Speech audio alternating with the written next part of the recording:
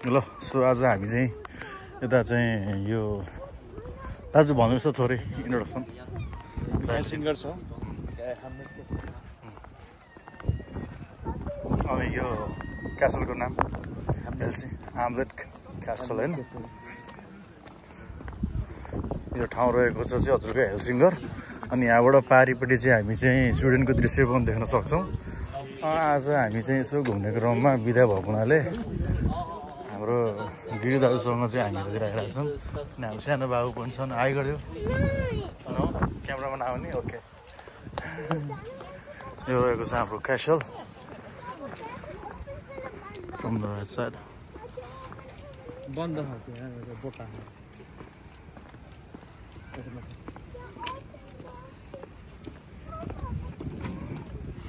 यहाँबाट हामी अब स्विडेनको दृश्य पनि देख्छौँ।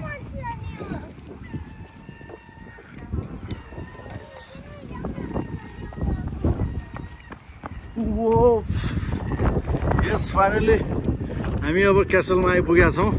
हाम्रो गिरिदाईको सपरिवार सहित, सपरिवार त नभनौँ, बाबुसहित म स्वयं आफै र यो रहेको छ हाम्रो यहाँको दृश्य। Wow it's so beautiful. यहाँ त समुद्र चाहिँ भोक पाइहाल्छ। पारिपट्टिको दृश्य रहेको छ, बिचमा ठुल्ठुलो चलिरहेको छ, हेर्न सक्नुहुन्छ। र हावा चाहिँ जोडका साथ हावा लागिरहेको अवस्था होइन।